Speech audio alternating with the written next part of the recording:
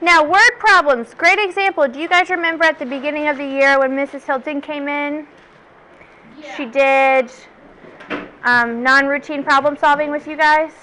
Okay, these are those types of problems. They don't always have a set pattern.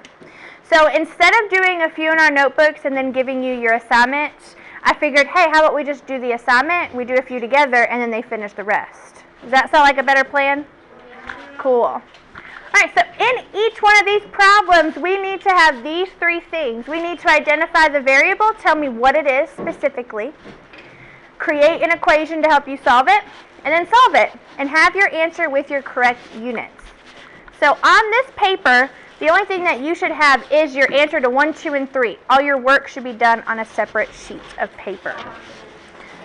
If you need paper, there's plenty up at the front.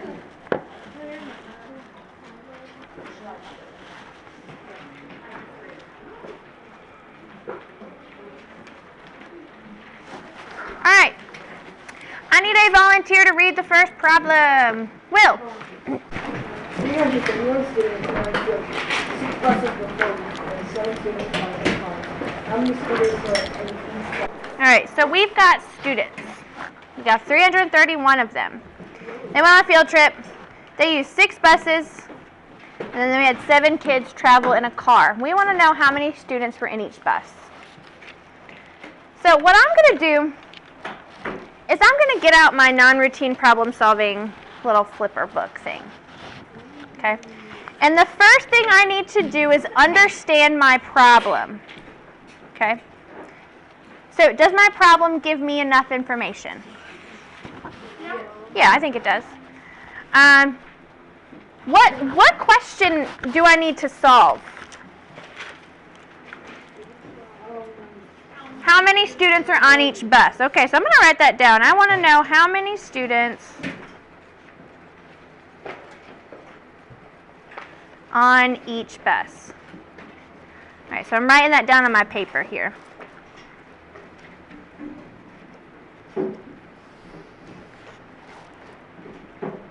Okay, what are some things I know? What are some things that I know? Sarah? Okay, so there are 331 students in total. I'm going to write that down. What else do I know? Jack? 7 traveled in cars. Okay, so 7 students traveled in cars. I'm doing this on a separate sheet of paper. So 7 students. What else do I know? There's another key piece of information that I know. Jack? There are 6 buses, so 6 buses were taken. Is that all the information I know? Yes.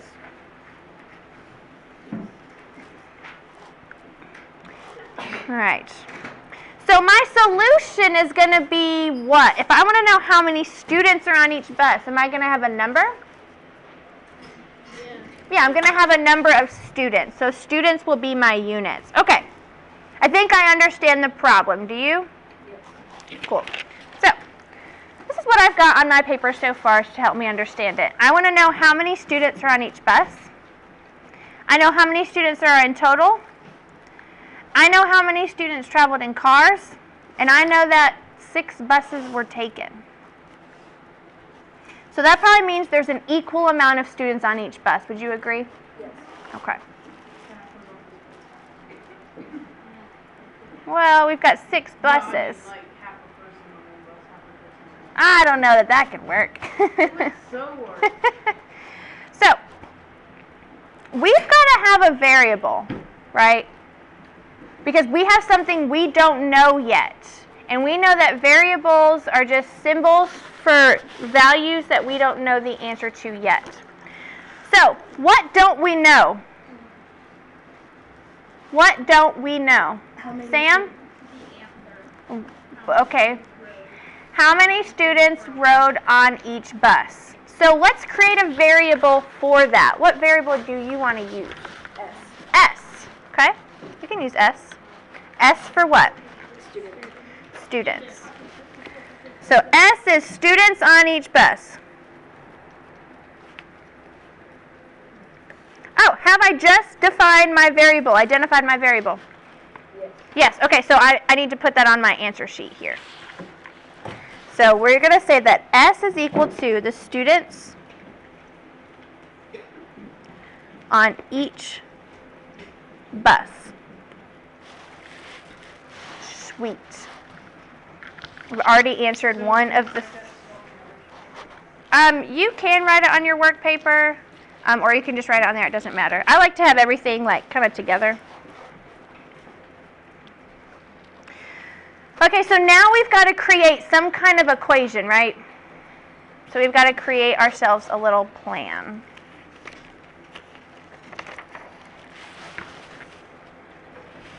So the plan that we're probably going to do is write that equation, right? Yeah. Can we break it into parts to help us with this? Yes. Yes. All right. I'm going to put that off to the side here. I know my total. Do you agree? Yes. So I know what this should be equal to. And I know that in total, I've got 331 students on this field trip. Well, how many students did I kind of take off buses? How many are riding in vehicles? Cars. 7. So I know that there are 7 kids in cars. Car travelers, total. Total number of kiddos. All right. So 7 students traveled in bus, right? Or cars, excuse me. 7 students traveled in cars. So looks like we've used that piece of information and we've used this piece of information. So if there are 331 students in total, don't I need to add the number of students that are in each bus? Yes. So I've got a term here that I don't know yet. So that means I'm probably going to have my variable here. So this term will represent the number of students in the buses. Oops. Put one too many S's in the word buses. So how many buses did you take? 6. 6. And what does our variable mean? Number of students on the bus. Number of students on each bus. So if I wanted to know how many students are on one bus, it's just S, right? Yes. If I wanted to know how many students were on 2 buses, how could I do that? 2S. 2S. So if I want to know how many students are on 6 buses, what would that be? 6S. Did I just create my equation? Yes. Sweet! I can add that to my answer sheet. Yeah. So 7 plus 6S equals 331. Now, can I very simply solve this problem? Yeah. Yes. What do I need to do first? Sarah? Subtract 7 from each side. That creates a 0. So we're left with 6S equals 324. Am I correct? Yes. Sweet. Now what do I do to get S by its lonesome? Jaden? Divide by 6 on both sides. That's going to create 1 or just S. And if I wanted to do some math off here to the side.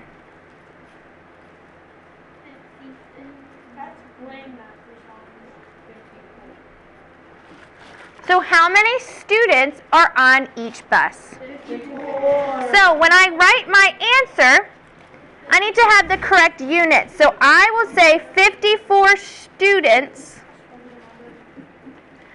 on each bus.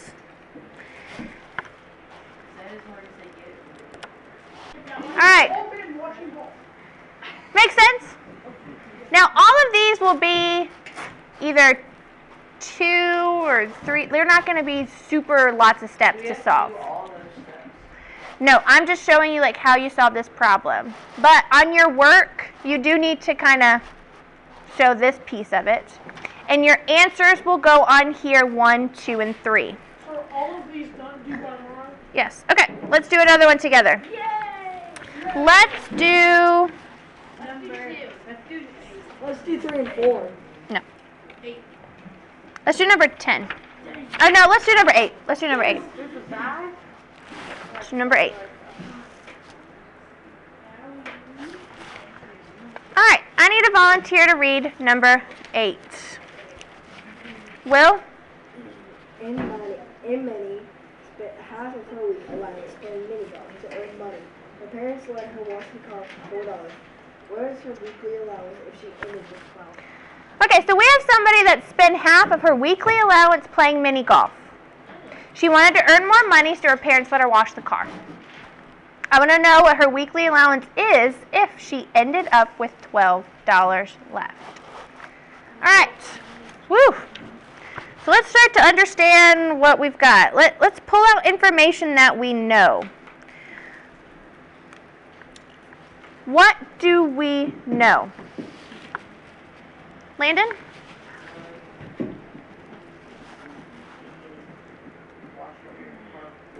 Okay, so she earned some money by washing parents' car to earn $4. Are you writing this down? Okay. What else do we know? Jaden? She ended up with $12. So she ended up with $12.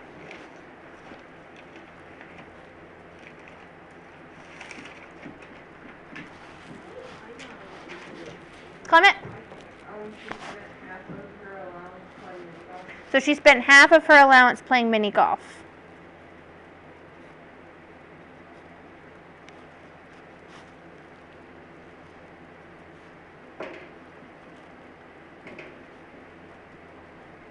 Do we know anything else? Do we know anything else? So what are we trying to solve? Oh, how much allowance does she get? I want to know how much her allowance is.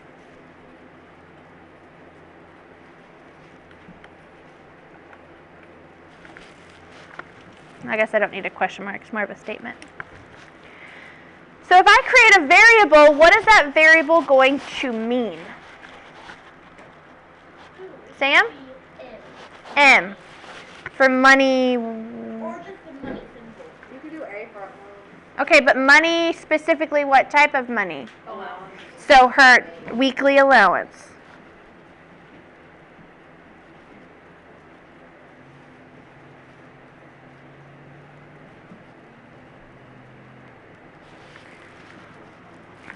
Cool. Oh!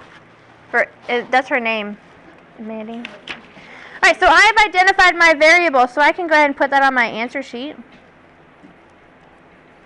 Wait, should we put on our answer sheet or can we just leave it on the paper? Wait, all your answers need to end up on your answer sheet. You'll staple your work to it. Okay, so let's create some kind of problem. If I'm trying to find out what her weekly allowance is that what my problem is going to be equal to? No. No. So let's start off by reading this part right here. She spent half of her allowance playing mini golf. So she's got her allowance and then she spent half of it. How do I represent that algebraically? 12 over 2. 12 over, I don't know what her allowance is. She spent half of her allowance. Jaden? You could either do a half times her allowance or her allowance divided by 2. So I can either start my problem by 1/2 times m or m divided by 2. Do those still mean the same thing? Yeah. Yeah, so I don't care which one you use. It's fine. So this is kind of one option, and this is the second option. All right, so she spent half of her allowance on mini golf. I'm going to put a check next to that because I've addressed that. So she washed her parents' car to earn $4 more. So she spent half of her weekly allowance. Then she said, man, I want more money. So I'm going to add 4 to that from her washing her parents' car. So I have addressed that. How much did she end up with? 12. So what am I going to have here at the end? Equals 12. Are both of these equations equivalent equations? Yeah, so I don't care which one you put on your answer sheet because they're both correct. I really like this one.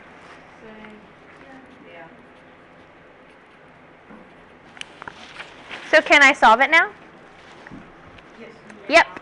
What do I do here to solve this first? Minus 4. Subtract 4 from both sides. 12 minus 4 is 8. Now what do I do? Divide by 2. No, it's already being divided by 2. Multiply by 2. I want to do the inverse operation, so that's going to create kind of 1m or m. Multiply by 2 on this side to get 16. So how much is her weekly allowance? 16 what? 16 what? $16. So That's a lot of allowance. on my answer sheet, I can put that her allowance is $16 a week. I wish I got that much money a week. I wish I got any money.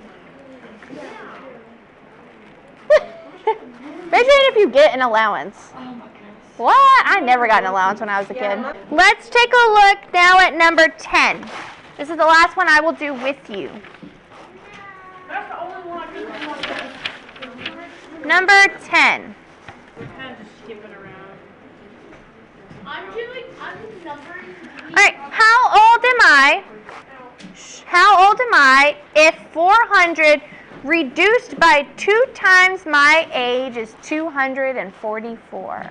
Whoa, man. Okay, That person's 244. let's think about how we can break this down. So I want to know how old this person is.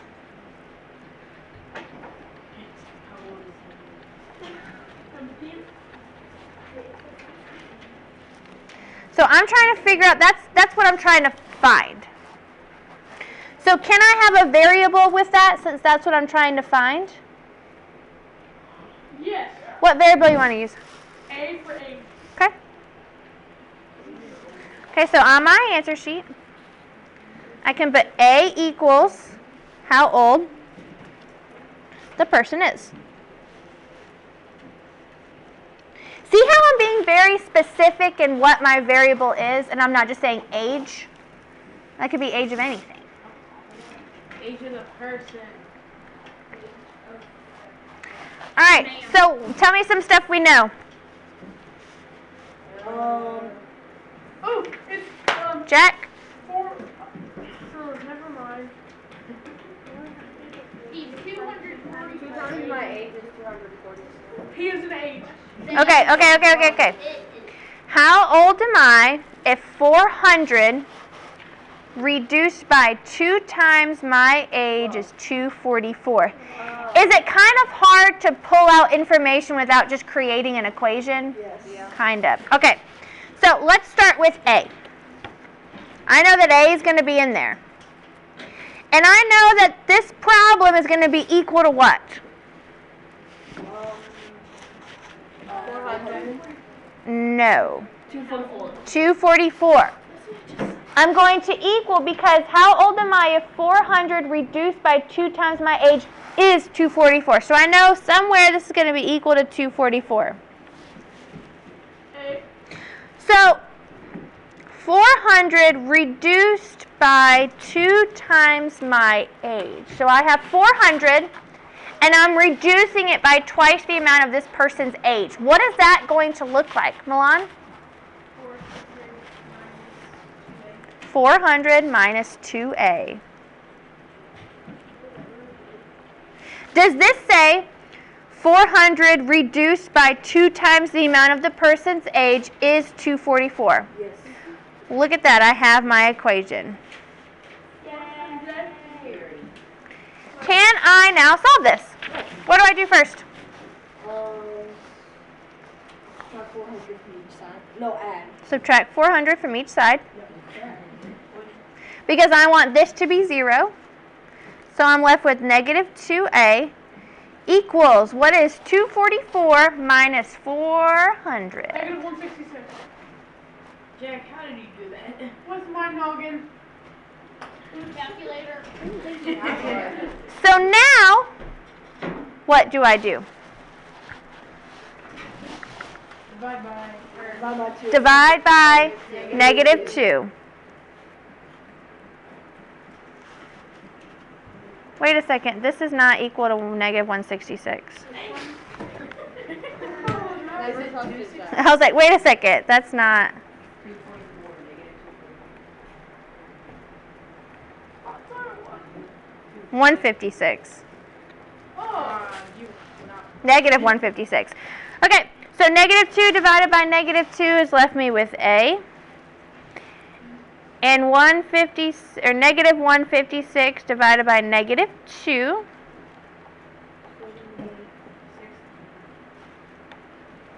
is 78. So how old is this person? 78 years old.